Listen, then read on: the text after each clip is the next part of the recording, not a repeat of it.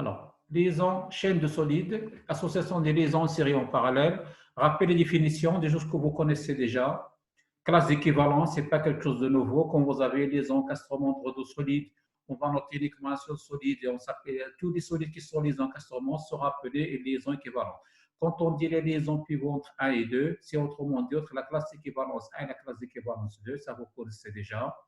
Comment mettre en place un graphe de liaison, rien de particulier. Dans un solide, vous avez NP, c'est le nombre de classes d'équivalence, ou plutôt le nombre de solides. Et NL, c'est le nombre de liaisons. Par exemple, je prends au pif ce mécanisme. Vous avez en noir, c'est le solide 0, le bâti-fixe qui est le bâti-fixe 0.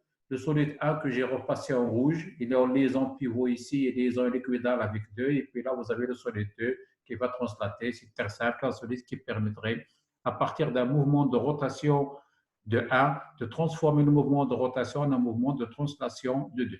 Donc là, vous avez L01, c'est une liaison pivot. Il est là.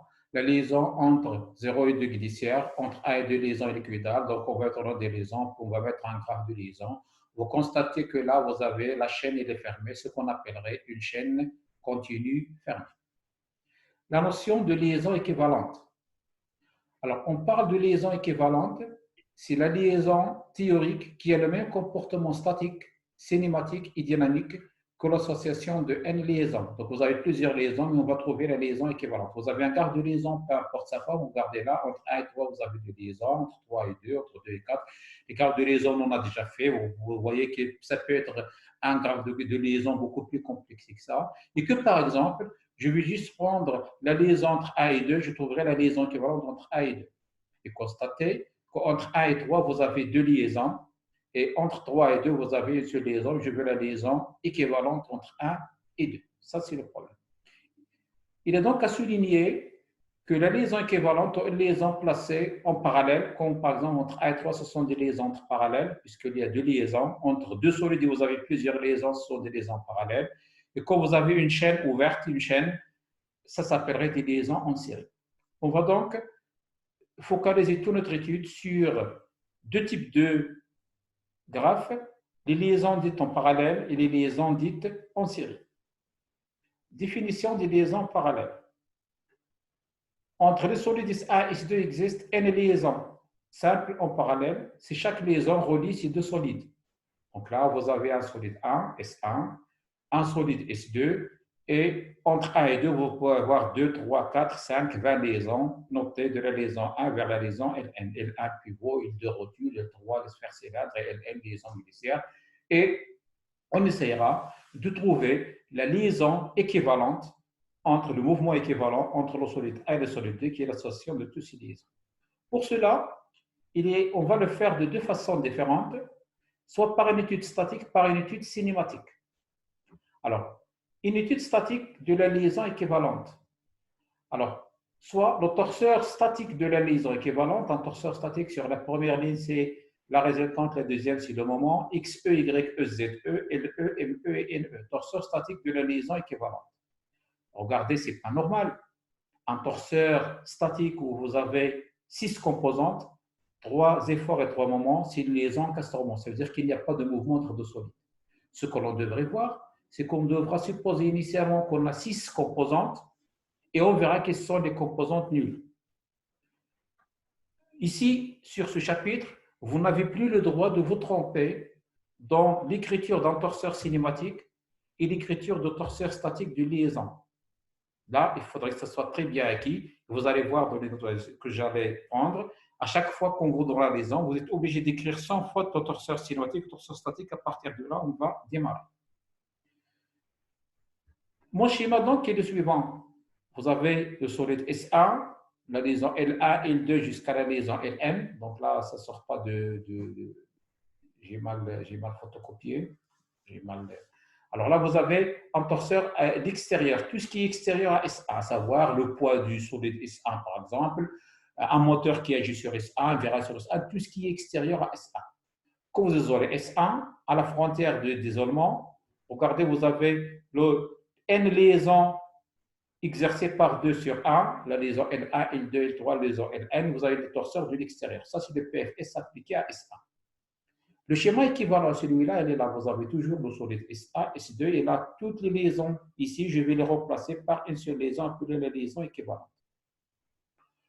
En isolant SA, on va appliquer ce qu'on appellerait le principe fondamental de la statique à SA.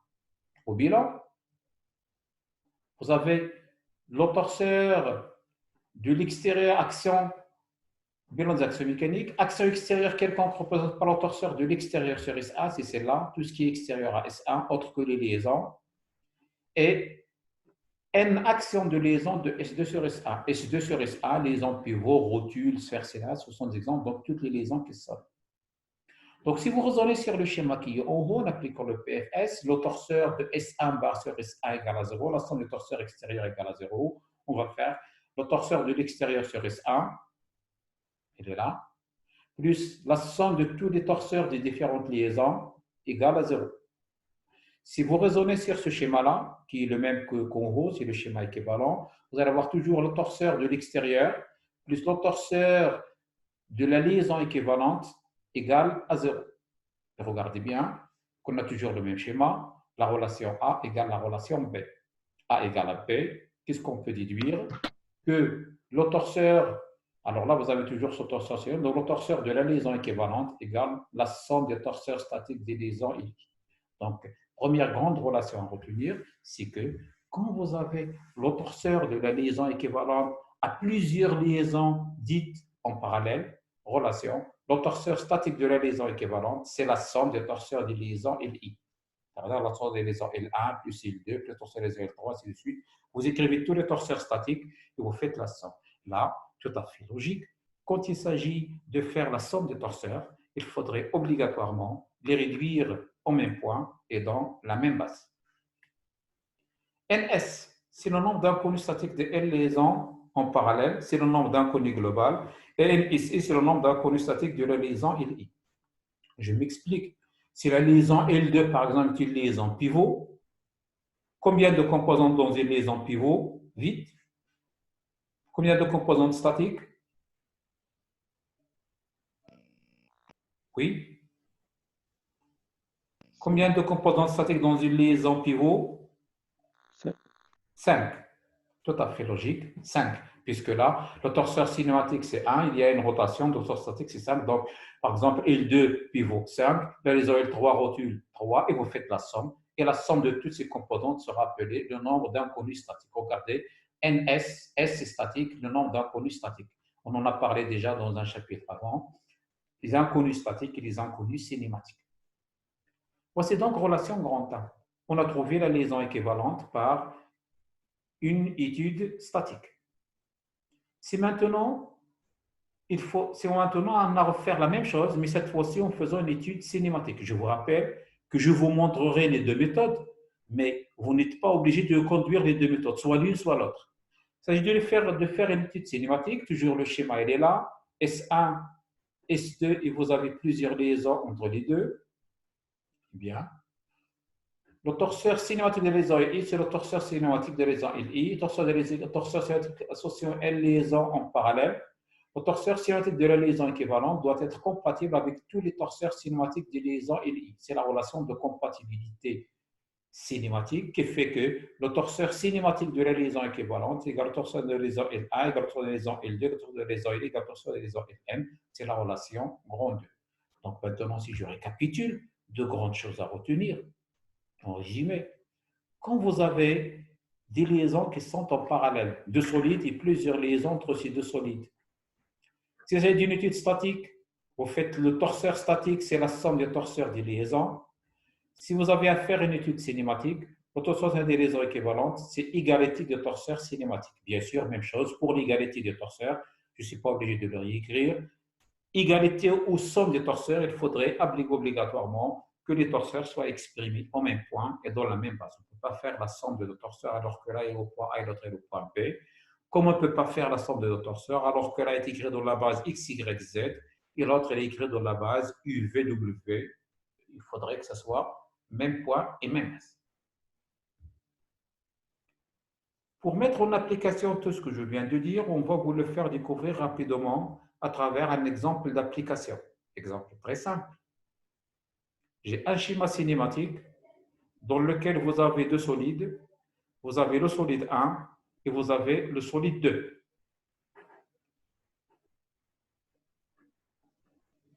Alors, la liaison L1 entre 1 et 2, c'est une liaison pivot glissant d'axe AX. La liaison au point P, c'est une liaison ponctuelle de normale BX. La perpendiculaire au contact, c'est X. Donc, le point P, la perpendiculaire, c'est X.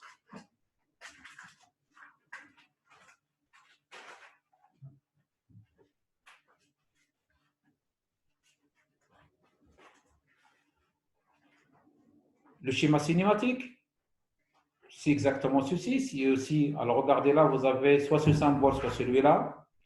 Pour les liaisons ponctuelles, appelées aussi liaisons sphères plans, je peux faire aussi ce symbole. Donc là, ce schéma-là ou celui-là, c'est exactement le même. Quand je ferai le graphe de liaison entre le solide 1 et le solide 2, eh bien, il se trouve qu'entre 1 et 2, vous avez une liaison. Vous avez la liaison L1, qui est liaison pivot glissant, et vous avez la liaison L2, qui est liaison ponctuelle. Et donc, quand vous allez faire la liaison équivalente, regardez bien, entre 1 et 2, je chercherai la liaison équivalente. Pour cela, soit qu'on va faire l'étude statique, soit qu'on va faire l'étude cinématique. Alors, pour cet exemple, au lieu de vous faire découvrir la démarche, je vais faire les deux. Si j'ai à faire l'étude cinématique, j'allais faire égalité des torseurs. Elle est là, torseur des équivalents, torseur de la liaison L1 égale au torseur de la liaison L2. Il faut donc écrire le torseur de la liaison L1, écrire le torseur de la liaison L2 et réduire les deux torseurs au même point. Alors, je vais écrire le torseur cinématique de chaque liaison. Commençons par la liaison L1, qui est initialement une liaison pivot glissant. Eh bien, une liaison pivot glissant, une liaison à 2 degrés de liberté, le nombre d'inconnus cinématiques c'est 2, c'est la rotation autour de X, c'est la translation suivant X. Et les autres composantes sont nulles, donc elles contiennent deux composantes cinématiques. Le torseur d'une liaison pivot glissant, il est valable initialement au point A, mais on avait vu que le torseur d'une liaison pivot glissant, il est valable en tout point de l'axe. Donc, c'est aussi valable au point P. C'est très simple à vérifier. Si vous avez écrit le torseur au point P, la résultante ne change pas et la vitesse au point P égale la vitesse au point A plus AB vectoriel, la résultante oméga. Comme AB est porté par X et oméga est porté par X, le produit vectoriel est nul. Donc, c'est ça, c'est la raison pour laquelle le torseur d'une liaison pivot glissant, il est valable en tout point de l'axe. Et d'ailleurs, vous avez un document en cours de cinématique dans lequel vous avez un document dans lequel vous avez les liaisons et vous avez la validité de chaque liaison dans la validité, ça veut dire en un point, en tout point de l'axe, dans la normale et dans la base. Donc là, vous pouvez chercher le document adéquat. Donc il est valable sur au point B. Pour chercher le torseur statique, qui normalement devrait contenir 4 composantes, on va écrire le torseur statique. Je vous rappelle que pour écrire le torseur statique, juste je vous rappelle, si vous avez oublié, que oméga, cette case, il va directement avec celle-là. Donc là, quand vous avez rotation autour de X, donc il n'y a aucun moment. Et là, 0 autour de, aucune rotation autour de Y, donc là, M1, M1. Et cette case, celle-là, pour la vitesse, elle va avec l'effort. Alors là, Vx, translation sur X, donc aucun effort suivant X. Il ne translate pas suivant Y parce qu'il y a un effort suivant Y, A, Z, A. Ça, c'est juste un rappel. Mais regardez, si vous vous trompez dans l'écriture de ces torseurs, ce n'est pas la peine de regarder la suite. Torseur, 4 composantes. Je vous rappelle que dans un torseur statique et cinématique, il faut vérifier que le nombre de composantes cinématiques et statiques est égal à 6 et que le produit de nos torseurs est égal à 0. Alors, la deuxième liaison, qui est une liaison ponctuelle, elle est là. 3 rotations, oméga X, oméga Y, oméga Z, et aucune il ne translate pas sur X, ni il translate sur Y, sur Z. Alors, faites attention ici. quand je vous dis liaison ponctuelle entre A et 2, faites semblant que vous avez uniquement A et 2. Ça veut dire comme si vous n'avez pas cette liaison. Prenez uniquement à ce niveau-là. Imaginez que vous avez uniquement 1 et 2, donc ignorez qu'il y a cette liaison et regardez bien si vous avez uniquement, si vous dessinez uniquement, alors là je vais le faire ici, si vous avez uniquement, là c'est le solide 0 et là vous avez le solide 1, alors pour cette liaison,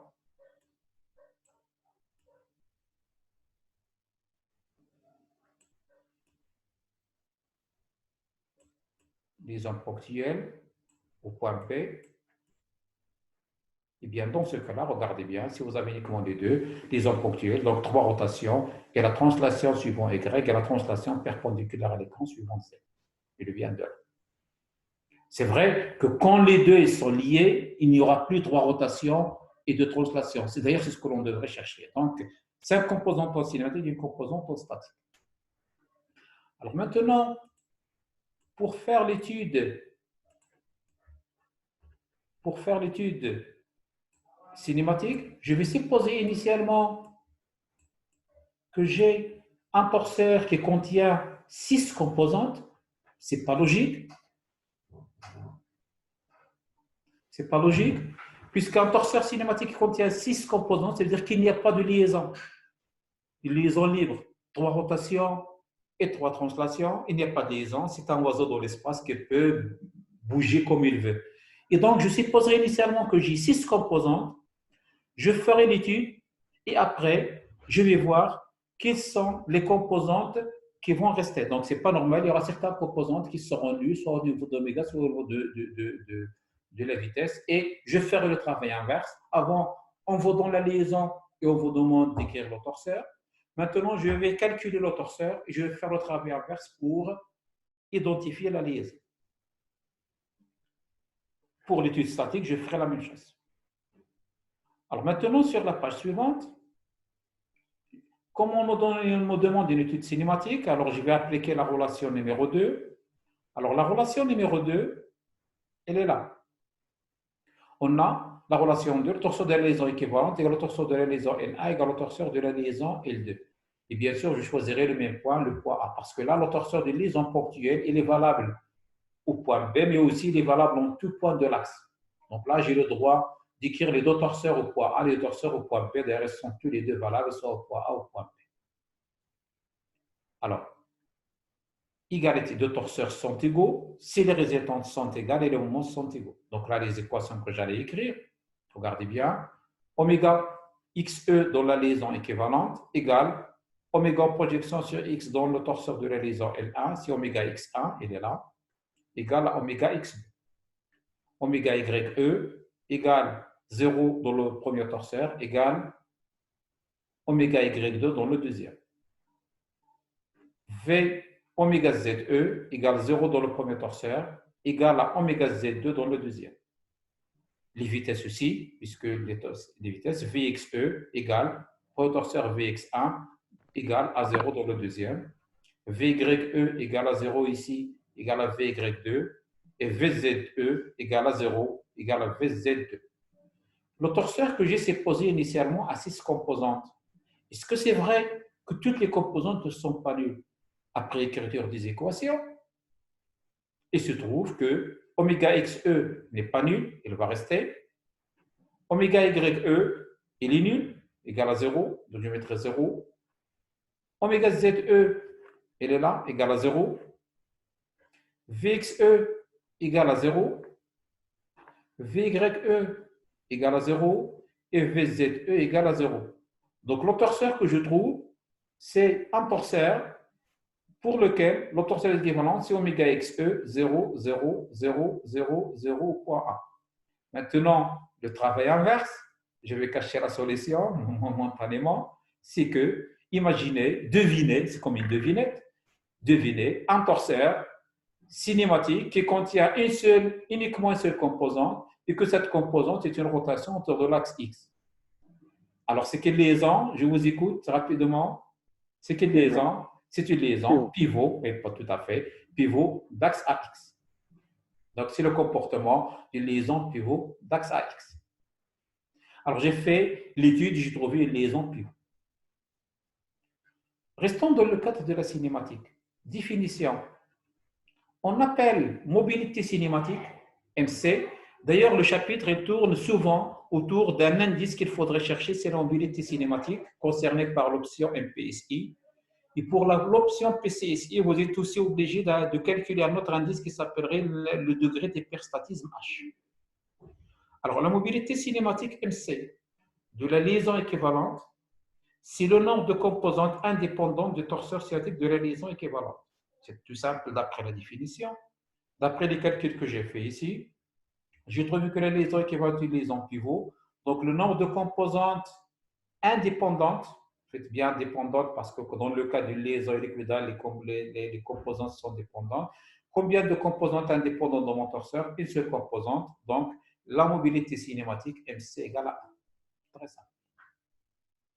J'ai trouvé les liaisons pivots en faisant une étude cinématique. Autrement dit, on a répondu à la question. Maintenant, si jamais on vous demandera de trouver, de faire la même chose, mais cette fois-ci, de trouver la liaison équivalente par une étude statique, eh bien, cette fois-ci, ce que l'on devrait faire, c'est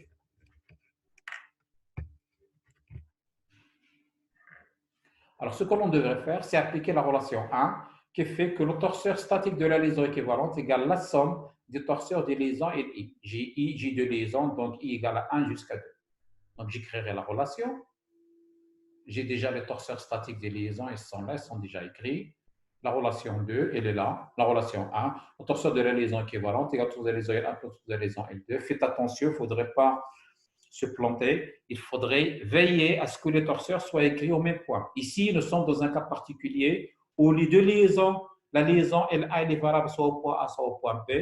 La liaison L2, à son tour, il est valable soit au point A, soit au point B. Donc là, les deux torseurs, je choisirai de les mettre tous au point A ou bien tous au point B. Je supposerai un torseur statique qui contient 6 composantes qui sont XE, YE, ZE, LE, ME et NE. Ce n'est pas logique. Un torseur statique qui contient 6 composantes, ça veut dire que la liaison est fixe, il n'y a pas de mouvement. S'il y a 3 0, 3 mouvements, c'est une liaison castromante, donc il n'y a pas de mouvement. Alors qu'entre 1 et 2, il y a un mouvement. Je ferai l'étude, je verrai quelles sont les composantes qui sont nées, je ferai le travail inverse. Donc, appliquez la relation 1, qui dit que le torseur statique de la liaison équivalente égale plus le torseur de la liaison L2. Alors, dans la première liaison, c'est XE. Alors, deux torseurs, la somme des torseurs, c'est la somme des résultantes et la somme des moments. Alors, on me dit que j'ai encore 10 minutes, donc je vais faire vite. Alors, XE égale à 0 plus X2, YE égale à Y1 plus 0, ZE égale à Z1 plus 0, LE, vous faites la somme, eh bien, implique que le torseur de la liaison équivalente, regardez, la seule composante qui est nulle, c'est LE, égale à 0 plus 0, 0. Maintenant, travail à l'envers. Devinez une liaison pour laquelle le torseur statique a 5 composantes, dont la seule composante non nulle, alors pour laquelle le moment il est nul autour, alors là, ce 0-là, la seule composante nulle, c'est celle-là, eh bien, c'est le comportement d'une liaison pivot. D'ailleurs, il ne peut pas être pivot en cinématique et être autre chose en statique. Donc, on fait soit l'étude statique, soit l'étude cinématique. Voici donc pour ce genre de situation de liaison en parallèle. Il est à noter qu'on peut faire le travail intuitivement. Regardez, même sans faire d'études. Regardez, si par exemple j'ai uniquement, alors là je vais séparer les deux. Si j'ai uniquement la liaison pivot glissant, il peut tourner comme il peut translater. Si j'ai uniquement la liaison ponctuelle, j'ai 3 rotations et 2 translations. Mais si maintenant j'ai les deux, si maintenant je vais assembler les deux, eh bien regardez, le seul mouvement qui reste, c'est la rotation autour de X et liaison pivot. D'ailleurs, on peut même le voir directement. Parce que là, si vous faites translater, vous allez perdre le mouvement au point B. Donc, c'est le comportement d'une liaison pivot. On peut directement, parfois, intuitivement, sans faire de calcul, deviner la liaison équivalente. Alors, la deuxième situation, alors là, c'est un exercice d'application. On le ferai la prochaine fois. Je vous laisserai le soin de le faire vous-même et on corrigera. Donc, essayez de le faire pour mercredi prochain à 12h30 et vous allez voir si vous serez capable de le faire tout seul. Alors, isostatisme et hyperstatisme hors programme de MPSI, donc ça ne concerne pas l'option MPSI. Eh bien, on définit le degré de perturbation H, c'est le nombre d'inconnus cinématiques moins le nombre d'équations statiques. Alors, dans l'exemple en haut, celui-là, quand j'ai écrit les équations, alors là, ça sert la PCSI, je vais faire vite. Vous avez 6 équations, vous avez uniquement 5 équations indépendantes, puisque là, 0 plus 0, c'est une équation indépendante. J'ai 5 équations, j'ai 5 inconnus, et donc H égale à 0.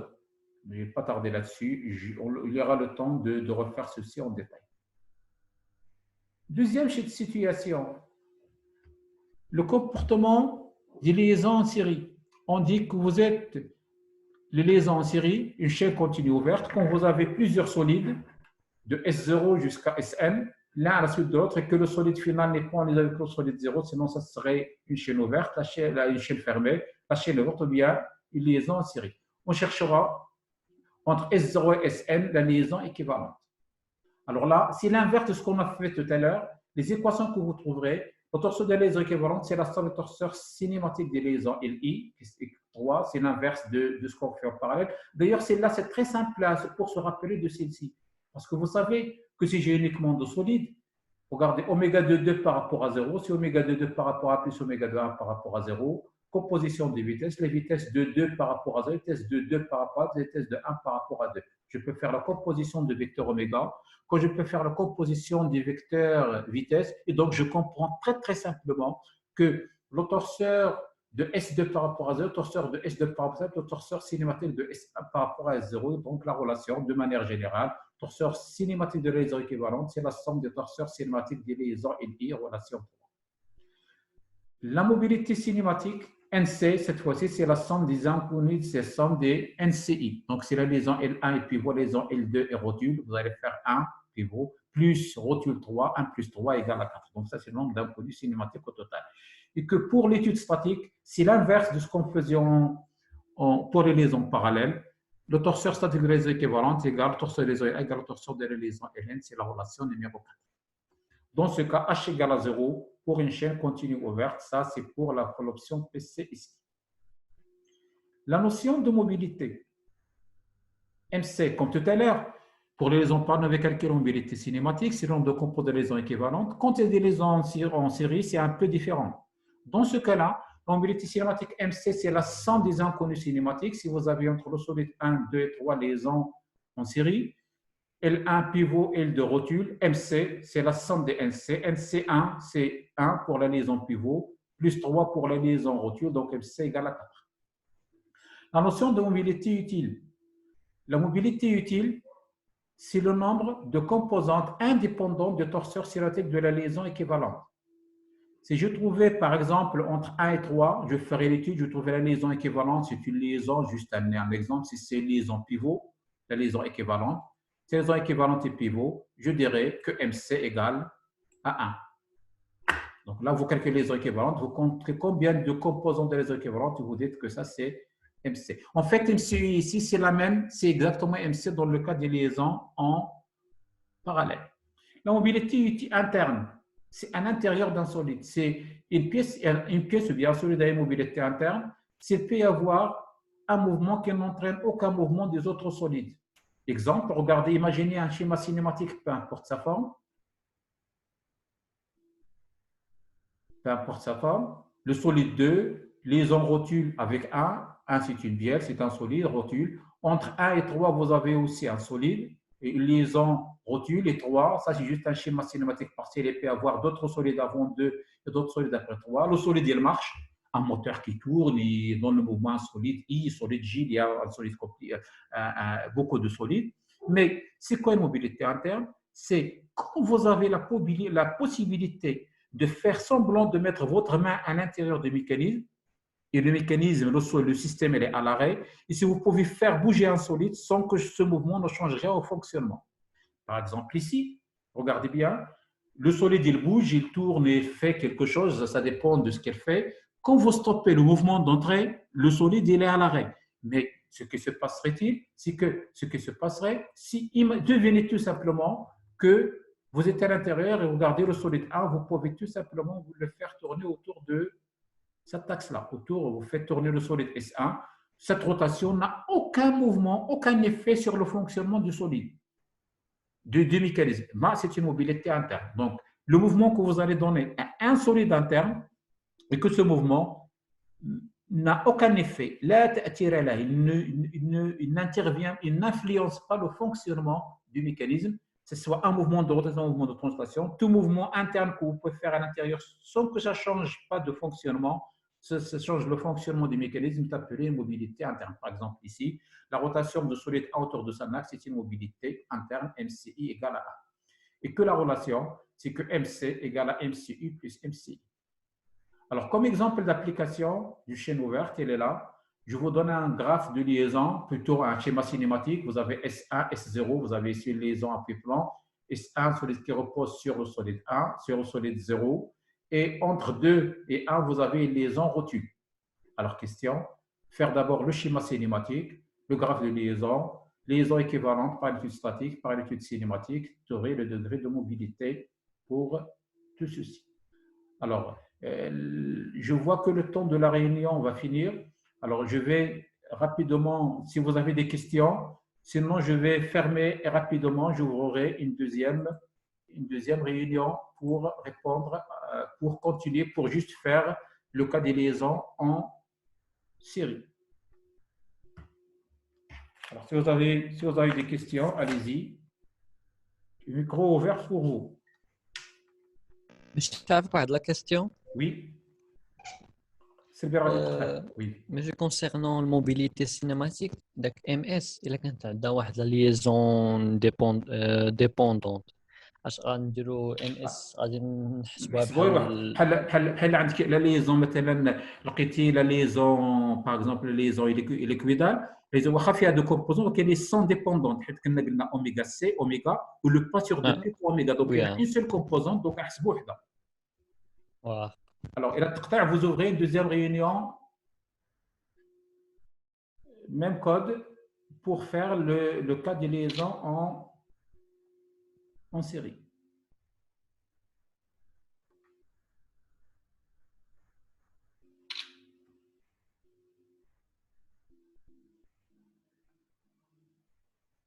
Autre question?